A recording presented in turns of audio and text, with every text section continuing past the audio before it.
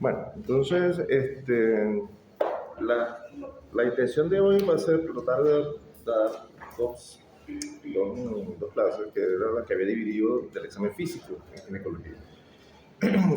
Si nos, ojalá Dios mediante nos dé chance, y de ahí nos quedaría pendiente el tema de historia clínica, que básicamente es una sola clase, más sin embargo hay algunas otras cositas que me gustaría añadir, pero si no, bueno, lo damos en una sola clase, que es la que nos quedaría pendiente. Entonces, estas dos de hoy, más la próxima clase de historia clínica, y terminamos para lo que es la evaluación de ginecología, que posiblemente el día lunes yo estoy de guardia en el hospital, entonces posiblemente no nos podemos, quizás no nos vamos a poder ver aquí. Yo creo que lo más seguro es que no nos vamos a poder ver, porque ahorita la situación en el hospital se ha vuelto un poquito conflictiva respecto a la parte asistencial. Entonces, nos veríamos el miércoles y no sé, creo que quizás ustedes no tengan problema en que hagan la evaluación el viernes de la próxima semana. O sea, de la parte de ginecología, estas dos de hoy, la historia clínica y la evaluación el viernes en la mañana. El día miércoles tienen que tener ya ustedes conocimiento de la nota previa que tenían. Yo traigo porque la discutamos el miércoles y la revisen en su defecto. El día viernes se presentan y la semana que viene comienzan la nueva unidad. O sea, la semana siguiente comienzan con el nuevo profesor, la unidad nueva de ginecología y obstetricia. Bueno, entonces con respecto a lo que es todo lo que le comentaba ayer, la entrevista, era supremamente importante. Es una situación muy particular. La especialidad de ginecología se presta para que ustedes puedan hacer muchísimas cosas. Pudiera ser muy beneficiosa si ustedes se dedican a ello. Y eso dependerá de qué tipo de ginecólogo quisieran hacer, porque probablemente hay algunas cosas que se pueden obviar y básicamente pueden cumplir con la necesidad mínima necesaria del requerimiento de algún paciente, pero pudieran incluso ir más allá, cada vez más en ese sentido de poder ser incluso ese médico de cabecera que pudiera convertirse como lo que representa para un niño un pediatra, que cuando un niño sano que se encarga de toda la evolución natural, en ausencia incluso de enfermedad, de igual manera que un ginecólogo. Ahora, una de las particularidades es que, como en toda especialidad, no solamente en esta, sino en cualquier área de la medicina, una de las circunstancias es interesarse por la persona. O sea, yo creo que ese es uno de los secretos fundamentales, pero detrás de eso, por supuesto, tiene que estar basado en el conocimiento básico que ustedes tengan. Y aquí tiene que ver muchísima importancia la intencionalidad que ustedes tengan de cada día saber más, cada día aprender más. Porque se supone que un paciente confía en ustedes para que ustedes resuelvan un problema en el que se supone que ustedes están calificados y conscientes y capacitados para resolver. El problema es cuando uno se certifica solamente para resolver lo mínimo y algún problema en particular uno deja sobreentendido que lo puede resolver, pero si ustedes no tienen las competencias necesarias no lo van a hacer. Y entonces van a estar dando vueltas en ciclo y vueltas en ciclo. Por ejemplo, hay casos puntuales de las mujeres que tienen problemas de infertilidad. Entonces hay una mujer que tiene inconveniente porque no queda embarazada y va a un médico y a veces no se dirigen directamente al problema de la infertilidad. Y entonces empiezan a pedir exámenes y dar vueltas y dar vueltas, y va a otro médico y va a otro médico, y al final de cuentas quizás el problema no se resolvía ni siquiera en una consulta médica, probablemente ni en el estado, porque quizás las causas de infertilidad de una mujer son múltiples en comparación con la del hombre. La del hombre básicamente quizás puede ser una sola. O sea, llega y hace un examen, un espermatograma, tiene un contagio insuficiente, no puede quedar embarazada, no puede dejar embarazada a nadie y listo, se resolvió el asunto. Con la mujer es distinto. La mujer puede tener causas vaginales, cervicales, ováricas, tubáricas, hormonales, incluso hasta dentro de la esfera psicológica pudiera ser una causal de enfermedad, causas inmunológicas, causas genéticas. Por tanto, es un abanico muy amplio de posibilidades de infertilidad y hay algunas que no se resuelven desde el punto de vista médico, sino que tienen que ir a fertilización asistida, fertilización in vitro. Probablemente eso no se hace aquí en el estado. Incluso hay algunas en donde hay que dar la noticia dramática de que no va a poder tener un hijo bajo ninguna circunstancia y tiene que quizás optar a la opción de la adopción. Entonces, tener mujeres con esa esperanza de que tómese esta vaina, tómese esto otro, tómese aquello, para buscar un embarazo que nunca va a ocurrir, que nunca va a pasar. Eso hasta incluso estimula un sistema de esperanzas inútiles en una mujer que probablemente se transforma en decepción, tristeza, disrupciones familiares, porque empiezan a ver quién se echa la culpa uno con el otro, porque en ocasiones cuando una pareja no puede tener, llega un punto que ya se vuelve ya casi que insostenible porque la decepción es muy grande, entonces la mujer empieza a echarle la culpa al hombre, el hombre empieza a echarle la culpa a la mujer, y en ocasiones incluso llegan a extremos que para demostrar que sí puede tener va y preña a otra mujer por ese caso, entonces se transforma en una serie de eventos y circunstancias desafortunadas y lamentables que se hubiesen arreglado habiendo hablado muy claro y conociendo todos los pequeños detalles, pero resulta que esa es la obligación de ustedes si deciden andar en ese camino y en cualquier especialidad. O sea, se supone que, así como en traumatología de pronto, habrán detalles, tumores óseos, que quizás una persona va pero resulta que si la persona no tiene la mínima idea del diagnóstico, no tiene la mínima idea de la correlación clínica, cómo actuar en consecuencia con alguna patología rara, de pronto, no va a resolver el problema nada y va a estar dando vueltas del círculo y probablemente cada día se retrase más las conductas correctas. Por tanto, la finalidad es esa, ¿no? Entonces ustedes lo que no saben, no lo van a ver, aunque le pasen por encima. O sea, hay circunstancias de que ustedes se supone que en el examen físico van a buscar signos y síntomas. O sea, los signos son evidentes, objetivos, y los síntomas, por supuesto, la persona lo va a referir. Entonces se nos van a preguntar, no son objetivos, no son cuantificables en sus defectos, pero se supone que son parte del conjunto de un síndrome. Por tanto, hay algunas cosas que si ustedes no las saben, no las van a ver y no las van a buscar, por tanto. Por ejemplo, ustedes pueden tratar de armar diagnóstico de lo general a lo específico o lo específico a lo general. ¿Qué significa esto? Ustedes pueden llegar y plantearse un diagnóstico grande, por ejemplo. Ustedes dicen, no, yo creo que esta muchacha tiene un síndrome de ovario poliquístico. Y ustedes plantean de una vez de lo general. Y tienen que ir a lo específico. Es decir, cuando ustedes plantean que esta señora tiene un diagnóstico de ovario poliquístico, ustedes tienen que ahora empezar a ir a buscar todos los signos y síntomas que caracterizan este síndrome para poder llegar a esta conclusión y poder tener razón en lo que estaban planteando.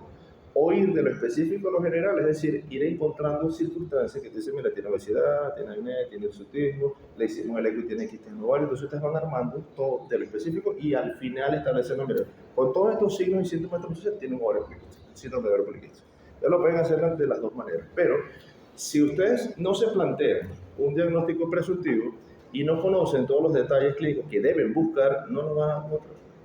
Es decir, le pueden pasar por encima a los signos evidentes y groseros de una paciente y no les va a importar porque realmente no lo andan buscando, no lo han pensado y por supuesto no lo consideran importante. Ustedes saben que dentro de la consulta ginecológica, pues básicamente una de las circunstancias que había en primera instancia era el problema del pudor, de la pena, y que hoy en día aún persiste. Uno de los ejemplos era esto, ¿no? Que hay un médico francés que se llama René Laennec, que fue el precursor del estetoscopio. Quizás era una persona que de pronto la había descrito como que era una persona un poco tímida, no tenía cierto problema para el acercamiento físico con las personas. Entonces, para tratar de no hacer esto, porque usualmente la ocultación era colocar la oreja directamente sobre la pared anterior del tórax para poder escuchar los ruidos respiratorios, los ruidos cardíacos, trató de ubicar algo que los pudiera mantener un poco más distante y ahí entonces estableció el estetoscopio. Y entonces fíjense, si de pronto para algunas personas quizás era un problema escuchar los ruidos respiratorios, escuchar los ruidos cardíacos, cómo invadir la intimidad de una mujer en esa época. Entonces, pero al final de cuentas, hoy en día, no es que sea muy diferente. Hay algunas personas que tienen ciertamente alguna mayor libertad, probablemente toda la vida lo ha existido, de alguna liberalidad, pero de todos modos ustedes tienen que cuidar siempre el pudor de la mujer. Ahora, recuerden que lo que yo no sé si les había comentado, que quizás las exploraciones ginecológicas en las partes públicas no sean tan correctas como lo que recomienda la literatura. Probablemente hay muchísima gente en esos espacios. Son espacios de acceso público, de acceso libre. Entra la gente de mantenimiento, la gente que limpia, la gente de las escuelas médicas, enfermería, el personal médico, el personal de estudiantes de formación de cualquier índole.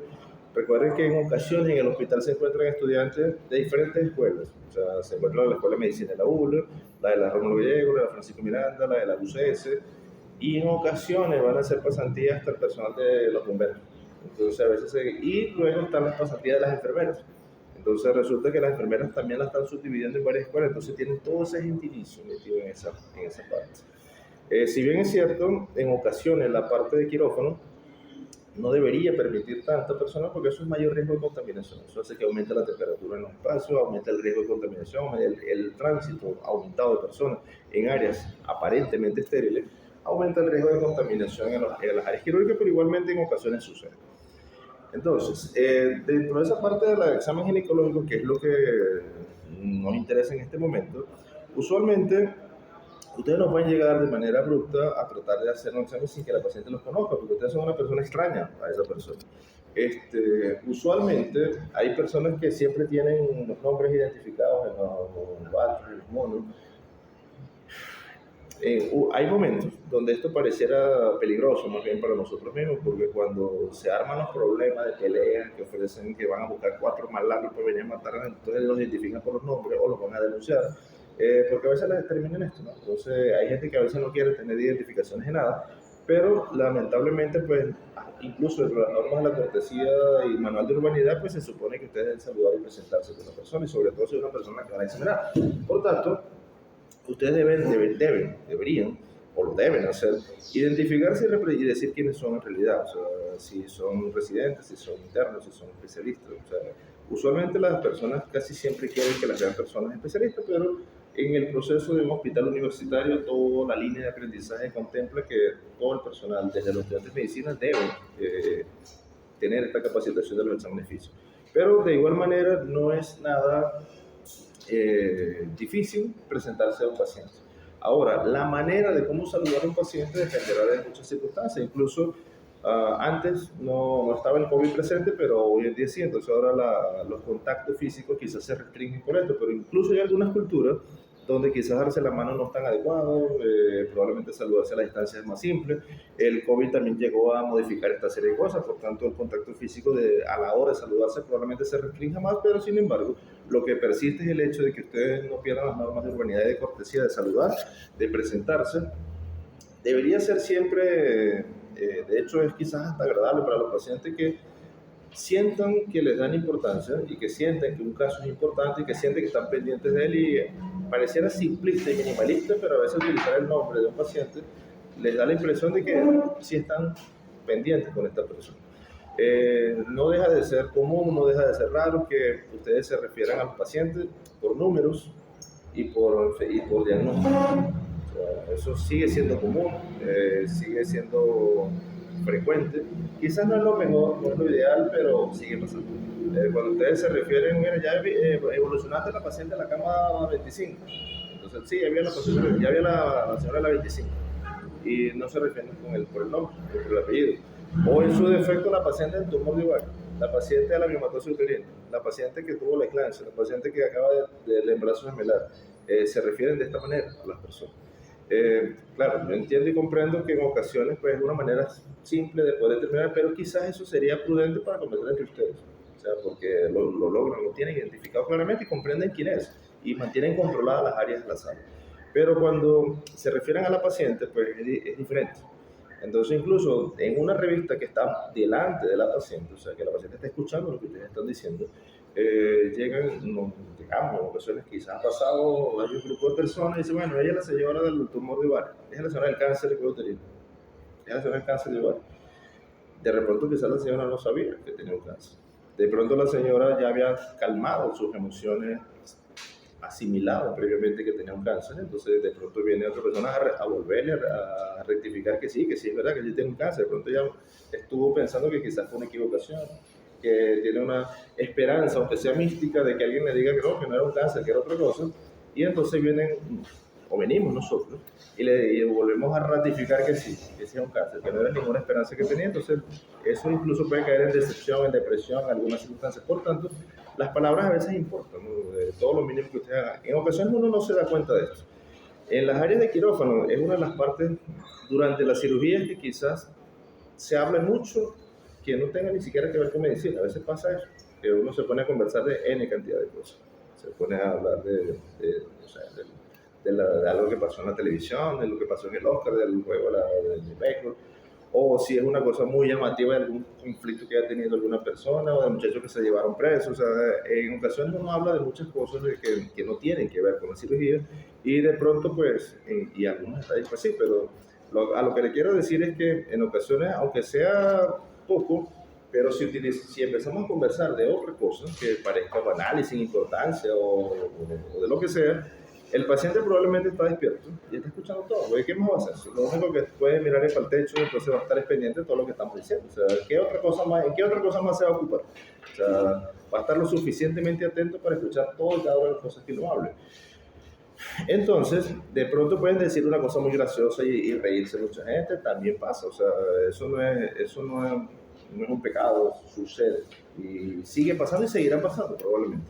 Pero si algo sucede mal, el paciente va a decir que es que nosotros no estamos pendientes de ella, que estábamos entretenidos, hablando de otra vaina, que estamos entretenidos burlándonos de alguien, que estamos entretenidos echando cuentos de lo que sea, menos de la cirugía, es lo que ella piensa, es lo que ella concluye si la cirugía termina mal por algún error. Entonces, incluso todas estas pequeñas cosas que uno habla repercuten de alguna manera y si esta persona la va a utilizar contra uno, entonces para que ustedes tengan siempre presente que hay que medir mucho lo que uno dice, cómo lo dice, porque hay una cosa que la denominan iatrogenia, cuando uno actúa y comete acciones de manera inadecuada y correcta, sea por impericia, por imprudencia, por inobservancia, pero a la manera de hablar también han denominado un término iatrolalia, es decir, que a veces uno por hablar de más o decir cosas incorrectas también comete algún daño y alguna ofensa contra otra persona y lo puede utilizar en contra de uno. Sin embargo, entonces siempre sería útil para ustedes y sobre todo para establecer ese vínculo de confianza entre el paciente, referirse por el nombre. Traten de, si lo hablan entre ustedes, eventualmente, por supuesto, sí, es común que lo hagan de esta manera, refiriéndose al nombre de la patología, el diagnóstico, el nombre de cama, pero cuando lo hagan con los pacientes debería ser siempre prudente referirse por el nombre. Una cosa siempre es útil, preguntarle cómo se llama, si ustedes no tienen la idea, o sea, eso no cuesta nada. Entonces dice, bueno, pero es que no sé cómo se llama la señora de la 25. Pero pregúntale el nombre. O sea, cuando usted se presente, le digo, fulano tal, ¿usted cómo se llama? Y ella te dirá. Y de ahí en adelante, pues ya vas a saber cómo se llama. Pero hay personas que realmente ni siquiera gastan tiempo en esto, ni siquiera en preguntarle cómo se llama una persona. Lo otro, antes, esto que le estoy comentando es todo lo que va a suceder antes de llegar a ese punto en que le van a poner el examen, entra en contacto con el examen físico. Y lo de ser empático siempre es una recomendación para cualquier especialidad, no solamente para ginecología, ¿no? Entonces ustedes tienen que tener la posibilidad o la capacidad, mejor dicho, de poder quizás colocarse en el lugar de esa otra persona. O sea, ustedes saben que cómo se sentirá una persona en las condiciones que está, qué le gustaría escuchar, cómo le gustaría ser atendido y ustedes tratar de sintonizar con esto. Lo que ella quisiera que sucediera, ustedes pueden hacerlo, pero esto no significa que ustedes también van a hacer lo imposible por aquello, ¿no? O sea, por ejemplo, si una paciente necesita, no sé, $1.500 y ustedes no los tienen, no es que van a salir a prestar $1.500 para prestarle a una gente para que se vaya a operar en una clínica y que mañana llega otro y necesita 800 más y ustedes van y buscan porque es que tengo que resolverle la situación al paciente. No significa esto, sino que lo que sí está al alcance de sus posibilidades, sobre todo en habilidades, conocimiento, preparación, diligencia para con un paciente, eso sí lo deben hacer. O sea, todo lo que esté al alcance, porque fíjense ustedes que ustedes llegan al hospital, entonces resulta que necesitamos una valoración cardiovascular para operar a la paciente, es un día lunes, como hoy, por ejemplo, un día lunes cualquiera, y el día martes se opera al paciente y luego se opera el día jueves, otra vez. Pero resulta que el día jueves es feriado, entonces solamente podemos operar martes y luego el otro martes otra vez, porque no hay otra opción. Entonces llegamos el lunes y la persona necesita una valoración cardiovascular para poder operarse mañana martes. Entonces resulta que ustedes no tuvieron tiempo de ir al cardiólogo, entonces cuando pudieron hacerlo, de pronto, no sé, había otra cosa que hacer, ir a almorzar, ir a resolver alguna otra condición y ustedes entonces tomaron la decisión de dejar a esta señora para el otro martes, 7 días más, por no haber hecho alguna diligencia en ese momento que quizás le costaría una hora, media hora, 45 minutos de llevar y trasladar a una paciente. Eso puede suceder, pero resulta que usted dice, bueno, pero es que no es mi culpa, el cardiólogo ya no está. O sea, yo realmente estaba haciendo otra cosa, tenía que ir a pagar una plata que debía, tenía que ir a buscar una constancia en la escuela de medicina, tenía que ir a hablar con no sé qué.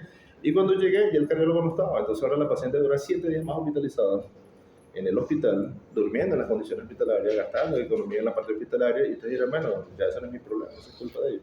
Pero si ustedes hubiesen resuelto eso el día lunes, lo hubiéramos para el martes y se hubiese ido el miércoles y nada más. O sea, eso es todo. Entonces, esas cosas pueden pasar por falta de interés en ocasiones. O sea, porque total, ese no es mi problema, total, ella verá cómo resuelve. Este tipo de cosas se refiere a lo que es la empatía con los pacientes.